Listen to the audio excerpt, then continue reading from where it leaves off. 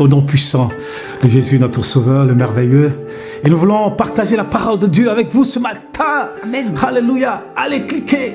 Je vous demande de cliquer, de liker pour partager bien la vidéo afin que beaucoup de gens puissent voir cette vidéo. Ils ont besoin de voir cette vidéo et nous voulons vraiment vous remercier pour vous qui nous suivez sur Facebook, sur YouTube, Instagram, sur TikTok. Vraiment que Dieu vous bénisse. Je suis habillé en africain, Madame Kwaku. Hein, je ne suis pas en costume aujourd'hui, mais chez nous c'est comme ça, on est habillé comme ça. C'est très beau, ça va très bien. Merci beaucoup. Moi j'aime bien. Moi. Merci beaucoup. Avec mon chapeau. Hein. Donc chez nous, on s'habille comme ça, c'est naturel chez nous. C'est les Européens qui sont venus avec la cravate, on l'a adopté. Mais nous aussi, on a notre style de nous habiller. Et vraiment, et après, avec le froid, bon, ben oui, exactement, avec le froid, il faut s'habiller. Mais bon, je suis content. Et tout ça. Je suis content de porter des habits de chez nous. Dieu vous bénisse au nom puissant de Jésus, notre Sauveur. Amen. Bienvenue. Madame Kwaku, bonjour. Oui. Bonjour, pasteur. Bienvenue sur notre chaîne, Emmanuel Kwaku TV. La chaîne qui veut du bien. Amen.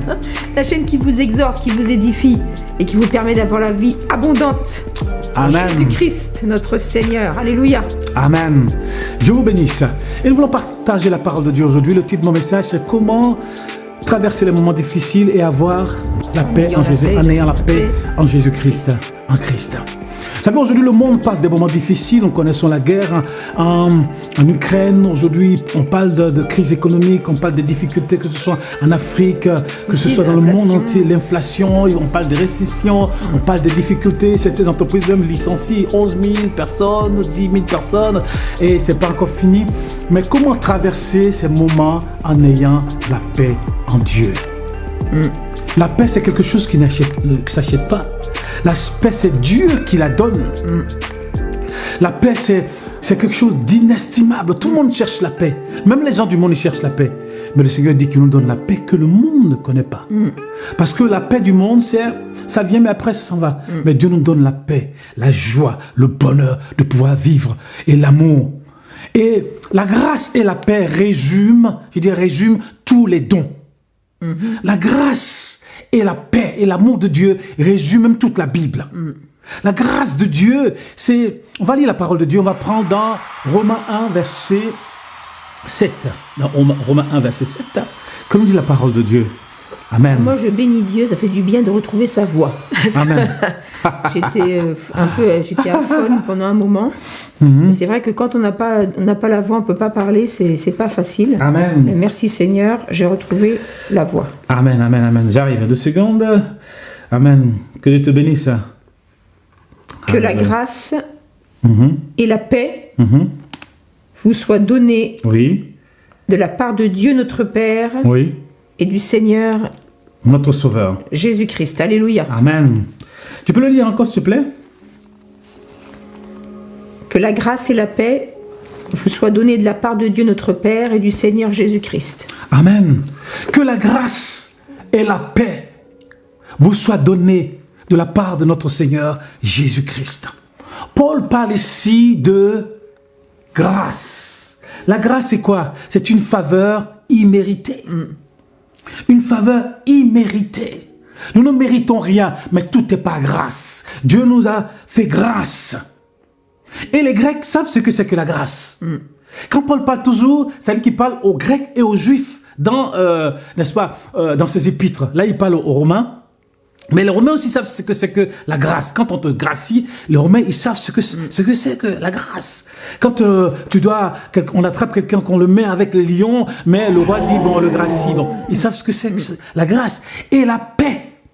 Les Juifs savent ce que c'est la paix. Parce que les Juifs, ils ont connu la déportation, ils ont connu l'esclavage, ils ont connu la guerre, ils ont connu plein de choses. Quand on lit la Bible, on voit cela.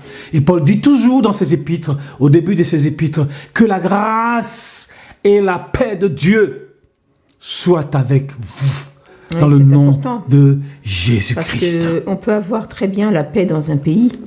La paix, je veux dire, il n'y a plus de guerre et tout ça, mais pourquoi les gens sont si tourmentés? On est dans des pays où il y a la paix, mais les gens sont les premiers consommateurs de médicaments. De médicaments. C'est les premiers pays où il y a le plus de dépression. Les gens consomment des antidépresseurs. Donc la paix, quand il n'y a pas de guerre, oui, c'est formidable, merci Seigneur, parce que c'est terrible, un pays en guerre, c'est vrai.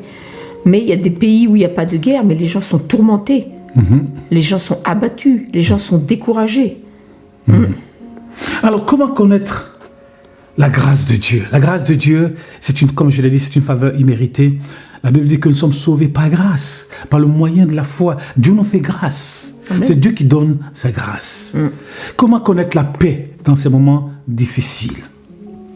Comment connaître la paix que le monde a perdue? Le monde, ils peuvent signer des papiers et tout ça pour la paix, mais ils reviennent encore. En Europe, on pensait que c'était fini la guerre. On disait, bon, on range les armes, c'est fini tout ça, on a des gens civilisés, la guerre. Mais des fois, des fois, des mercredis, le premier mercredi du mois, ils sonnent. Et j'ai dit, mais pourquoi ils sonnent encore? Il n'y a plus de gars ici. Il y a des gens qui sont civilisés. Donc, mais on se rend compte que l'être humain, des fois, ne change pas. N'apprend pas de ses erreurs. N'apprend pas de ses erreurs. Et nous qui croyons que l'Europe est un endroit civilisé, la guerre revient encore ici. Aujourd'hui, quand je vois des fois des Ukrainiens, des fois à Paris, quand je les vois, j'ai dit, mais les gens, ils sont complètement abattus, ils sont complètement déprimés, les gens ont perdu la paix. Ont perdu la paix. La joie même, ils ont perdu. Des fois, quand on voit des reportages, on se dit, mais ça doit être difficile pour eux. Et nous avons nos frères qui sont là-bas et nous prions pour eux, afin que Dieu vraiment les bénisse, que Dieu les assiste dans ces moments difficiles. Parce qu'ils ont besoin de la paix de Dieu. La paix qui surpasse toute intelligence. La paix du cœur. Philippiens 4, verset 7 nous dit ici, « Alors la paix de Dieu qui surpasse toute intelligence gardera votre cœur et vos pensées. La paix de Dieu qui surpasse toute intelligence gardera notre cœur et nos pensées en Jésus-Christ. » C'est-à-dire que nos cœurs sont troublés, nos pensées sont troublées. Mais Dieu nous donne la paix qui garde nos pensées et nos cœurs en Jésus-Christ. Vous voyez, aujourd'hui, beaucoup de jeunes, moi je suis parti en Afrique, beaucoup de jeunes se posent des questions pour leur avenir. Beaucoup de jeunes, ils m'en ont parlé, que ce soit des entrepreneurs, ils se posent des questions pour leur avenir. Beaucoup de travailleurs s'inquiètent pour leur emploi. Beaucoup d'artisans, d'entrepreneurs se disent, mais mon entreprise, je viens d'investir, ainsi de suite. Beaucoup de gens se posent des questions, beaucoup sont inquiets et tout. Mais nous qui sommes chrétiens, nous qui marchons avec le Seigneur, le Christ dit, je vous donne ma paix. Et c'est ce que le Seigneur a dit, il a soufflé sur les disciples, et il a donné le Saint-Esprit, et il dit, je vous donne ma paix. Parce que le Seigneur sait que le monde n'est pas facile, Madame Kwaku. Le monde n'est pas facile, le monde est dur. Le péché a fait que ce monde est complètement dur. Mais nous, notre paix est en Jésus-Christ. Alléluia. Et Dieu veut que nous ayons la paix ici. C'était un attendre d'aller au ciel pour avoir la paix. Alors que Dieu ne nous a pas créés pour qu'on soit au ciel. Dieu nous a créés pour qu'on soit sur la terre. Si Dieu voulait nous créer pour qu'on soit au ciel, il nous aurait créé au ciel, Madame Kwaku. Mais il nous a créés sur la terre, avec un corps, pour que on soit dans ce corps. Parce que nous sommes d'abord esprits dans un corps. Mais ce corps qui connaît la maladie, qui connaît la souffrance, qui connaît la guerre, qui connaît la famine, qui connaît tout ce que nous pouvons connaître sur la terre. Voilà pourquoi le Seigneur est venu pour nous sauver et pour nous donner sa paix. Pour nous aider à triompher, à toujours triompher, à être des vainqueurs, des victorieux en Jésus-Christ. Amen. Alléluia. Et nous voulons bénir notre Seigneur. Et nous voulons le remercier. Nous allons prendre aussi 2 Thessaloniciens 3,16. Tu l'as? Je ne t'ai pas donné le verset. Alléluia. C'est pas grave. Merci Seigneur. On va vite le retrouver. Oh, alléluia. Gloire au Seigneur. Vous savez, tout ce que nous disons se repose sur la parole de Dieu. Donc on prend des versets pour pouvoir étayer ce que nous disons. Amen. Parce que le Seigneur de la paix, c'est ça 3,16, 2 Thessaloniciens 3,16, pardon. Que le Seigneur de la paix vous donne lui-même la paix en tout temps, de toute manière. Que le Seigneur de la paix, il est le Seigneur de la paix.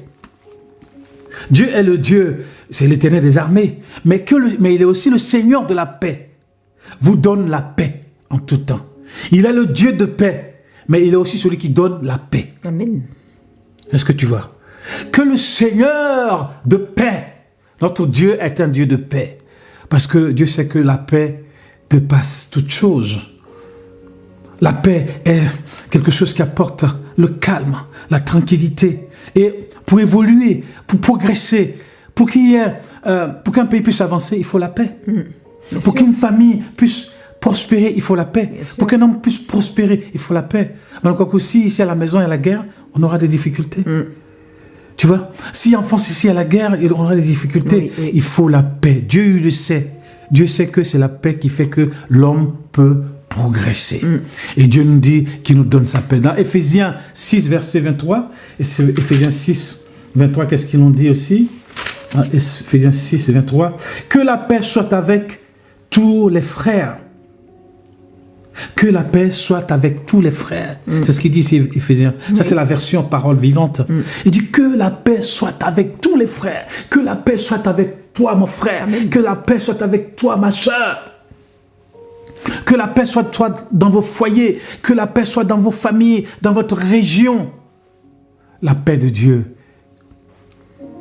qui dépasse toute chose. Moi, j'aime la paix. Moi, je suis un homme de paix. Mais des gens, ils aiment, quand il y a la guerre, ça, ils aiment. C'est fou, on dirait qu'ils sont animés de démons. Il y a des gens, quand ça va mal, c'est ça, ils sont contents. Quand il y a le chaos, la bagarre. Quand il y a le chaos, la bagarre, c'est là, ils sont contents. Leur milieu favori, c'est le chaos et la bagarre. Moi, mon milieu favori, parce qu'il y a l'Esprit de Dieu qui est en moi, qui est en nous, c'est la paix de Dieu. Parce que nous annonçons la paix. Amen. Il y a un chant qui dit, nous vous annonçons la paix. Nous annonçons la paix. L'évangile, c'est l'évangile de paix. L'évangile de grâce, mais l'évangile de paix, l'évangile d'amour. Parce que Dieu est le Dieu de paix. Et si vous traversez des moments difficiles, vous traversez des situations difficiles, sachez que Dieu est celui qui vous donne la paix. Si vous demandez la paix, parce que c'est Dieu qui donne la paix. Tu dis quelque chose? Oui, parce que quand tu prêchais, je réfléchissais aussi à cette parole, je crois que c'est dans Romains 14, 17. Le royaume de Dieu n'est pas le manger, le boire, mais c'est la justice, la paix et la joie par le Saint-Esprit. Parce que c'est important, c'est vrai que Dieu veut nous donner la paix. Et il nous donne la paix quand on se convertit. Alléluia. Mais nous, les enfants de Dieu, on ne garde pas cette paix parfois. Pourquoi? Parce qu'on entretient des soucis, ou des fois on est jaloux les uns des autres, ou parfois on n'a pas pardonné, ou on n'a pas pardonné, on ne demande pas pardon à telle ou telle personne. Et c'est ça des fois qui fait qu'on est inquiet, qu'on n'a pas la paix. Et aussi pour ceux qui comme dit Paul, nous en supplions, soyez réconciliés avec Dieu pour avoir déjà cette paix, cette joie. La joie n'est pas possible. La paix n'est pas possible sans la réconciliation avec Dieu. Sans la paix avec Dieu. La paix avec Dieu, c'est quoi? C'est accepter Jésus-Christ comme son sauveur, se repentir de ses péchés et accepter Jésus-Christ, se convertir, alléluia. Sans paix avec Dieu, il ne peut pas avoir la paix de Dieu. Ce n'est pas possible. Donc vraiment, nous vous en supplions pour ceux qui nous écoutent et qui n'ont pas encore donné leur vie au Seigneur, nous vous en supplions, soyez réconciliés avec Dieu au nom de Jésus-Christ. Et pour les chrétiens qui ont perdu leur paix, de prier, demander au Saint-Esprit pourquoi vous avez perdu la paix, qu'est-ce que vous avez laissé entrer dans votre vie qui a volé votre paix, parce que l'adversaire vient. Il sait que la joie du Seigneur est notre force, mais aussi notre paix est importante. Alléluia. Amen. Comme tu viens de le dire, quand on ne marche plus avec Dieu, on perd la paix. La paix s'en va.